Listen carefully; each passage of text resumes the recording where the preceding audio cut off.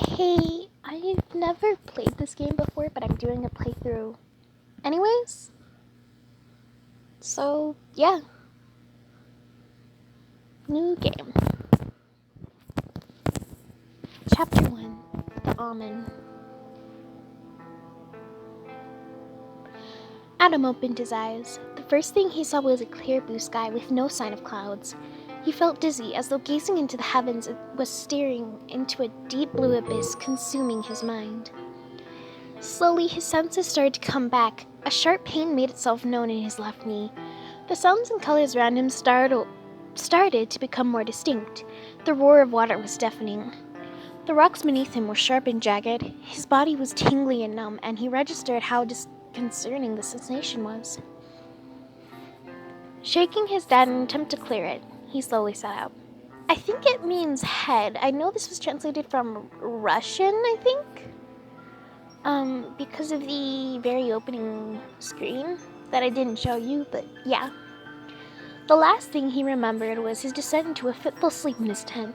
As his senses continued to return, he became conscious of the searing pain throughout his body, and as if he had been doused in icy water and had then made to sit out in the snow.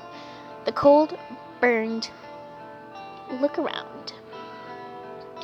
Still lingering slightly on the hazy border between wake and sleep, Adam vaguely remembered that a thunderstorm and heavy rain were raging outside during the night. It had appeared that his camp had been carried away by a flash flood. Not the best way to start an expedition, he thought drearily. The valley he sought wasn't even close. With a huge effort, he managed to stand up. He had thick hiking pants, a t-shirt, and a light jacket still on him. He'd been too tired to consider changing his clothes before falling asleep the previous night. Judging by the position of the sun behind the thin clouds, it was about noon.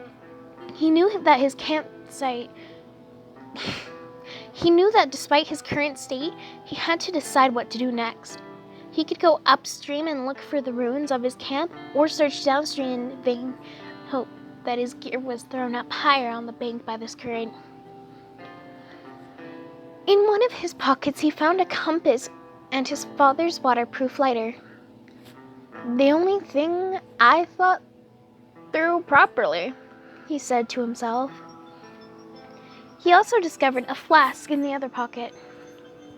Among the stones in the distance, there was a pile of tarpaulin that looked vaguely like his tent. Check the tent, go upstream, or go downstream. Let's check the tent. Oh, I found something good and lost a bit of luck. Interesting. The river took a sharp bend about where he sat, forming a rocky spit. Littered across its surface was driftwood, leaves, and other detritus. I feel stupid I don't know that word. Still lingering slightly on the lazy border between wake and sleep, Adam vaguely remembered... Adam, that's his name now, Adam. Vaguely remembered that a thunderstorm and heavy rain were raging outside during the night. It appeared that his camp had not been carried away by a flash flood. Had been. Not the best way to start an expedition, he thought drearily.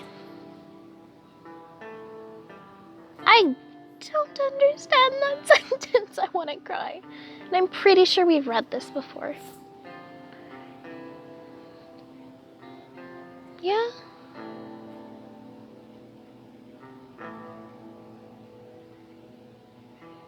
Yeah, we already read this. Let's see, where was upstream? He could go upstream and look for the ruins of the camp. Let's go downstream for the gear. Oh, jeez. Adam walked along the raging waterway. It almost seemed as though the water was getting more and more furious as he went. Sparse coves, which would otherwise be quiet and calm with water flowing peacefully between wetly spaced rocks, had become terrible zones of danger, with stones like teeth jutting up above crashing white water. Adam stopped for a moment and stared at one of these deadly channels. I'm the luckiest bitch on the planet for washing up onto a spit instead of being swept in one of those death traps, he thought grimly. After an hour or so of hiking, he spotted a half-dead tree growing high up on the opposite bank. Resting on it, looking quite muddy, was his backpack. But no, the current was strong and much too cold. Moreover, the opposite bank was a steep, rocky slope of at least twice his height, so he wouldn't be able to recover the bag without climbing equipment, which he, of course, did not have. We can swim across the river to get the backpack, or even try to retrieve the backpack is insanity, and he'd be risking his life. There has to be another way. Let's go with another way. Well, that's an ad.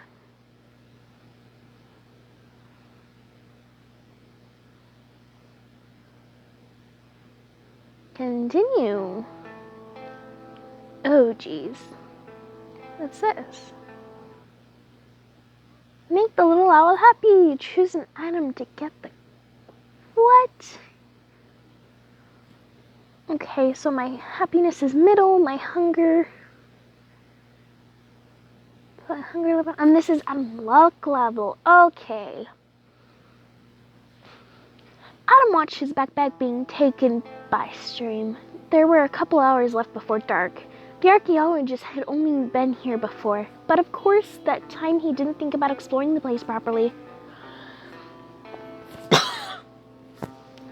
Going further down the river might possibly lead him to the camp of his last expedition. There was hope to meet other people there.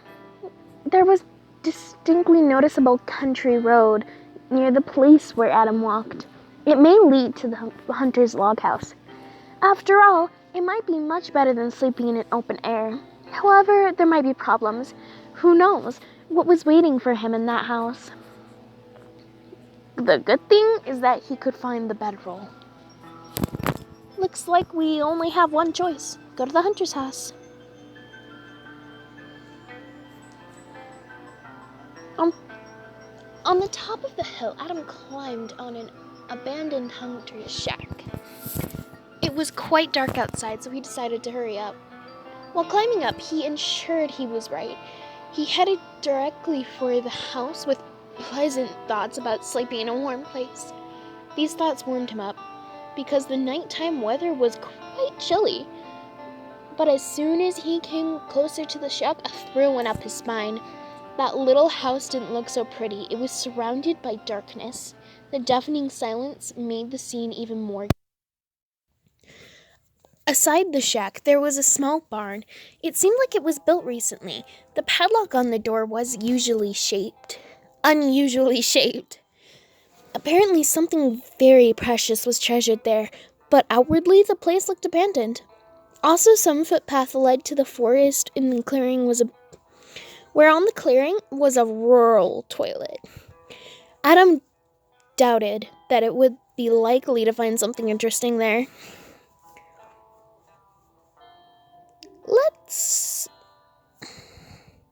Let's approach the shack. Coming closer to the shack, Adam mused about taking precautions. There was no padlock and no heck on the door. I don't know what that's supposed to mean. It was even barely opened. These facts caused a sense of unease. Look inside cautiously, knock on the door, mind the decency, or overwhelm the fear and open the door of the shack. Let's cautious. He could hardly discern anything while looking through the window. On the opposite sill there were some tins. An empty bed was standing in the corner of the room. No signs of any presence within the last day. Anyway, Adam didn't have any special detective skills. Knock on the door, or overwhelm the fear. Oh, I have unlocked an achievement. Interesting. Adam pushed the door and it opened with a squeaking creak. Gathering in spirit, he walked inside. The floorboards under his feet creaked and broke the silence.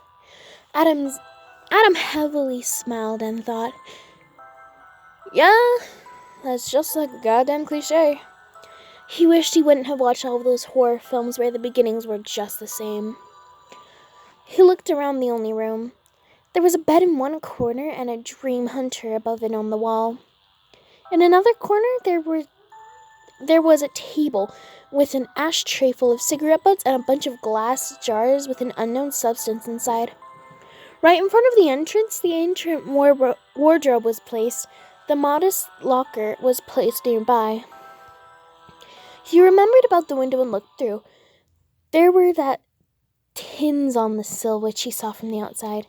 To the left from the entrance, he noticed a small shelf with some ceramic jars. To the contents in it was... And the contents in it was the thing Adam absolutely didn't want to know about. Empty wooden buckets were standing on the floor, like they were waiting for going in a bathhouse. On the stuffed owl... But the stuffed owl drew his attention the most. It was standing on a wooden rack and looked too unfriendly in the twilights. Examine the content on the table, look inside the wardrobe, examine the locker, check out the tins. Let's do the locker. Approaching the locker near the wardrobe, the archaeologist noticed the empty rack on the table. Mostly it was meant to have a hunting rifle on it. And another creepy stuffed owl was placed on the locker. It seemed that these birds had special value for the owner of the place. The owls are not what they seem to be, aren't they? Said Adam out loud to the motionless bird. It didn't respond. The locker itself consisted of 2 drawers, a big one lower and a little upper. The upper one had a keyhole. Adam pulled the lower one. There was a white mask with holes for eyes and a mouth, kind of handmade baklava. If you don't know what that is, think of a robbing mask. It was useless for him, but he wondered what had the owner used it for. There was a notebook in a hardcover under the mask. Adam lost his field diary along with the rest of the things, so he grabbed that notebook to keep some notes in it. The field diary is one of the most important things for an archaeologist. Try to open the upper drawer using force. Do not try to open the door or go away from the locker. Let's go away from the locker. Come on. Stop it. Approaching the locker near the wardrobe, the archaeologist noticed an empty rack on the table. Most likely it was meant to have a hunting rifle on it. Oh. No, we already did this. Or read it anyways. Let's do the table. The explorer unwillingly aimed to the table. It was a Soviet lacquered table, and its surface was a reminder of the hard times. Cigarette butts had filled the ashtray completely, but also some of them had been smashed around, scattering it. Smashed and scattered around it. Same thing. Coming a little closer, Adam made out the content of the glass jars. Mostly they were visceral organs put into alcohol. Adam was really hoping they're not human. That was true judging by the jars with snakes. However, his assurance was not absolute, and the fear inside him has become the lump in his throat. The thoughts about dreaming were not so pleasant now. Looking attentively at the far corner of the table, he noticed a small key inside the jar. Might be useful. Let's take the key. Valuable find, yeah. There was the bed in one corner and a dream hunter.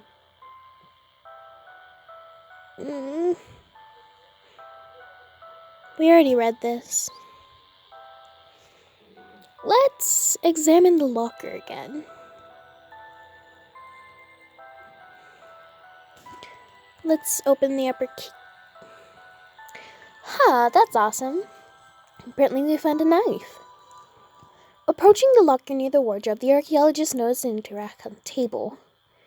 Right, the owls. Hardcover under a mask.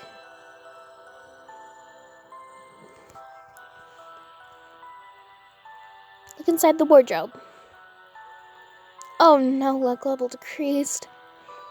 When Adam was a child, he used to lie on a bed and look at the wardrobe in front of him. One of the doors had never been closed completely, so he used to imagine not so pleasant things a lot in that little murky gap. If it could be called so, the feeling of nostalgia was chasing him at the moment. The wardrobe also had the door barely opened, so the archaeologist started to imagine a lot of different dreads which could be waiting for him inside. But he immediately pulled himself together and thought that there could be something useful in there. He approached, pulled the handle with a slight creaking groan. There was a cotton bedroll inside the wardrobe. It was all spotted by dampness. There was also a great duffel bag. Take the bedroll! You know, that's pretty important. We already read this, now let's check out the tins. Adam came to the sill and began to check the tins. Mostly it was clear that they were already empty, judging by the weight, but he still looked inside to make sure. Of course, besides dried food leftovers and spiderwebs, there was nothing to get. Finally, he got a heavy tin, and yes, that was a closed tin of meat. There were also a lot more tins under the window. Adam doubted that there could have been something else. No time for that? Let's check under the sill. May luck be with you. Aha! Ooh. Luck level increased. It was totally dark behind the window. Only the grasshoppers' cheering was heard, as well as the noise in the wind emitted by trees Adam could see through the small window. That had a strangely calming effect on him. He remained the night in his expeditions when he slept in a cozy tent. There was a kind of charm in such a way of living which could be hardly compared with another. Sometimes it seemed to Adam that his true home was an expeditionary camp with plenty of tents, the kitchen roofed with tarp, and, which is more essential, the calming natural silence all around. Let's see. Put the knife alongside just to be on the safe side. Go check out the casket. Have dinner. Go to sleep. Ads. Wonderful.